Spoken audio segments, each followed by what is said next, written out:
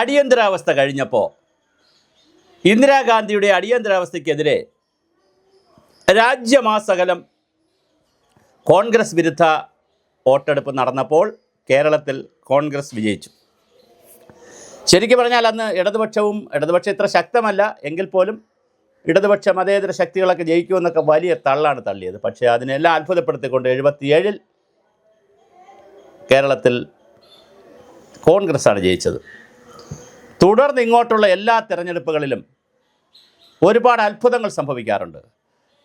തുടർ ഭരണം വന്നപ്പോൾ അഹങ്കാരത്തിൻ്റെ കൊടുമുടിയിൽ കയറി നിന്ന് ഇനി ഞങ്ങൾക്കാരെയും പേടിക്കാനില്ലാതെ മറ്റൊരു ബംഗാൾ കേരളത്തെ ആക്കാൻ പോവുകയാണെന്ന് പറഞ്ഞ് ബംഗാളിൽ 34-35 വർഷം ഭരിച്ചതിൻ്റെ അഹങ്കാരം പോലെ ഇവിടെ പിടിച്ചുകൊണ്ട് കാട്ടിക്കൂട്ടാവുന്ന സകലതും കാട്ടിക്കൂട്ടി. അപ്പോഴേ ഞങ്ങൾ പറഞ്ഞതാണ് ഇത് അപകടത്തിലേക്കാണ് പോകുന്നത്.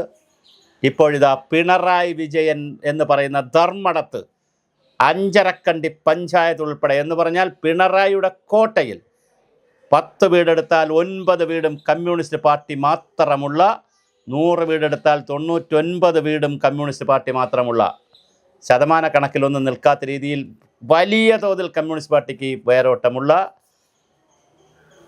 പിണറായി മണ്ഡലത്തിൽ 5 റൗണ്ട് ആദ്യത്തെ എണ്ണി കഴിയുമ്പോൾ ഇപ്പോഴത്തെ നമ്മൾ 9 മണിക്ക് ചെയ്തു, 9:30 വീഡിയോ ചെയ്തു, ഇപ്പോഴത്തെ 11 അടുത്ത മഴയ്ക്ക് ചെയ്യുമ്പോൾ തീർച്ചയായിട്ടും സെഞ്ചുറിയിലേക്ക് കോൺഗ്രസ് നീങ്ങുകയും വി.ഡി. സതീശൻ്റെ നാവ് കറക്റ്റായിട്ട് വരികയും 38 സീറ്റിലേക്ക് LDF താഴുകയും 2 സീറ്റിലേക്ക് NDA മാറുകയും ചെയ്യുന്ന കാഴ്ചയാണ് കാണുന്നത്. NDA 6 സീറ്റ് വരെ ഒരു ഘട്ടത്തിൽ കയറിപ്പോയതാണ്. അവസാനം അത് 1 സീറ്റിലേക്ക്, നിയമം എന്ന് പറയുന്നത് 1 സീറ്റിലേക്ക് താഴ്ന്നു നിൽക്കുകയാണ്. ഇപ്പോൾ BJPയുടെ ഗ്രാഫ് താഴോട്ട് പോകുന്നു, UDFൻ്റെ ഗ്രാഫ് മുകളിലേക്ക് പോകുന്നു. അപ്പോൾ ഇവിടെ LDF BJP അന്തർധാര ഡീൽ എന്നൊക്കെ പറഞ്ഞതൊക്കെ, മോഡിയും പിണറായി വിജയനും തമ്മിൽ ഡീലുണ്ടെന്നൊക്കെ പറഞ്ഞതൊക്കെ കടപുഴകി ഒഴുക്കിക്കൊണ്ട് ജനങ്ങൾ UDFനെ വൻവെച്ച ഭൂരിപക്ഷത്തിൽ ജയിപ്പിച്ചിരിക്കുകയാണ്.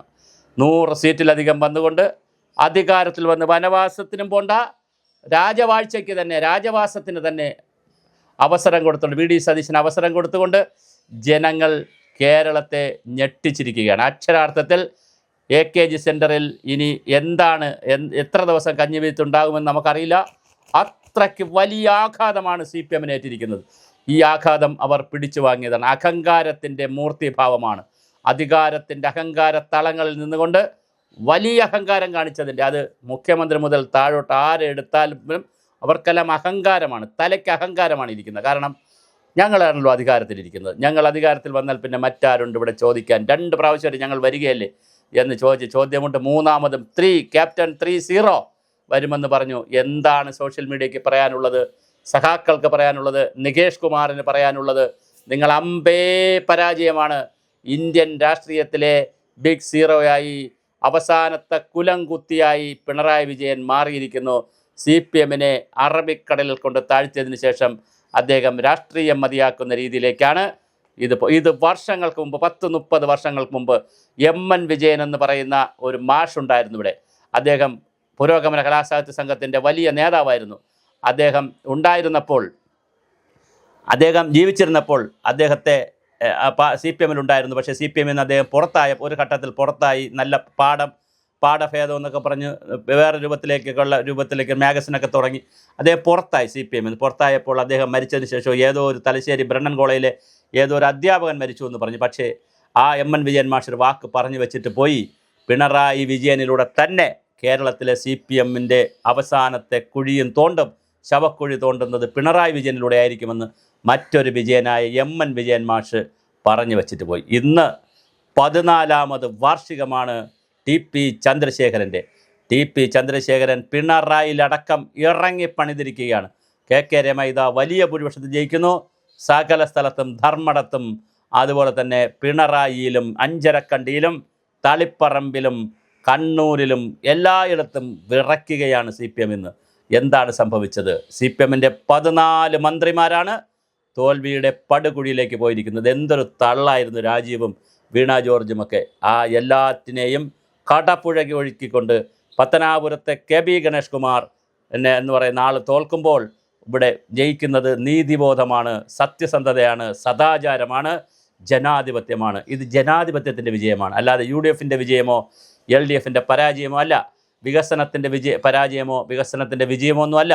ഇത് ജനാധിപത്യത്തിൻ്റെ വിജയമാണ്, മതേതരത്വത്തിൻ്റെ വിജയമാണ്, പ്രീണന രാഷ്ട്രീയത്തിനെതിരെയുള്ള വിധിയെഴുത്താണ്. ഇത് വളരെ മനോഹരമാണ് കേരളത്തിൻ്റെ വിധിയെഴുത്ത്. അത് UDF ജയിച്ചു, NDA വന്നു, അതല്ല വിഷയം.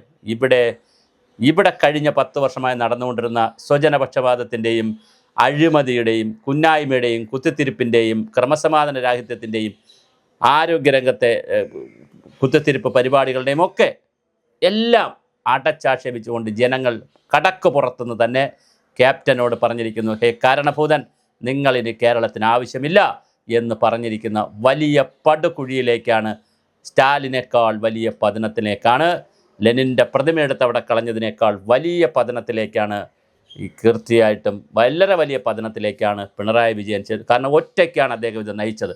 270 കോടിയോളം രൂപ സർക്കാർ ഖജനാവിൽ നിന്നും കിഫ്ബിയിൽ നിന്നും കോടിക്കണക്കിന് രൂപ പിടിച്ചെടുത്തുകൊണ്ട് വലിയ ആഘോഷത്തോടുകൂടി കുട്ടികൾ വാങ്ങുന്ന ത്രിവേണിയുടെ നോട്ട്ബുക്കിൻ്റെ പിറകിൽ പോലും പിണറായിയുടെ പടം വച്ച് അങ്ങനെ PR വർക്ക് നടത്തി. മോഹൻലാലിനെ കൊണ്ട് ഡോക്യുമെൻ്ററി എടുപ്പിച്ചു, കമലഹാസനെ കൊണ്ട് ഡോക്യുമെൻ്ററി എടുപ്പിച്ചു. 25 രാജ്യങ്ങളിൽ പോയി രാജാധികാരത്തോടുകൂടി 40 വണ്ടിയുമായി വാഴുകയായിരുന്നു. എല്ലാ വാഴ്ചയ്ക്കും ഒരു വീഴ്ചയുണ്ടെന്നും ഏത് രാജാധികാരം പോയാലും ഏത് ഏകാധിപതിക്കും ഒരു നാളുണ്ടെന്നുള്ള വളരെ കൃത്യമായിട്ടുള്ള തെളിവുകളാണ് പിണറായി വിജയ്ക്കെതിരെ സംഭവിച്ചിരിക്കുന്നത്. നോക്കൂ, അങ്ങനെ ഒരാളിനെയും വാഴാൻ, ഒരു ശക്തിയെയും അങ്ങനെ ഏകാധിപതിയായി വാഴാൻ ഈ ജനാധിപത്യം സമ്മതിക്കത്തില്ല. ആ ജനാധിപത്യത്തിനൊരു സൗന്ദര്യമുണ്ട്, ഒരു മനോഹാരിതയുണ്ട്, ഒരു സൗകുമാര്യതയുണ്ട്. വളരെ രസകരമാണ് കേരളം. 5ാം റൗണ്ട് എണ്ണപ്പോഴും, ഞാൻ ഈ സംസാരിക്കുന്ന 5ാം റൗണ്ട് എണ്ണപ്പോഴും, ഈ സമയം നിങ്ങൾ നോട്ട് ചെയ്ത് വെച്ചോളൂ, 5ാം റൗണ്ടിലും 11 മണി സമയമാകുന്നു. 5ാം റൗണ്ടിലും പിണറായി വിജയൻ പിണറായിയിൽ പിറകിലാണ്, 14 മന്ത്രിമാർ പിറകിലാണ്.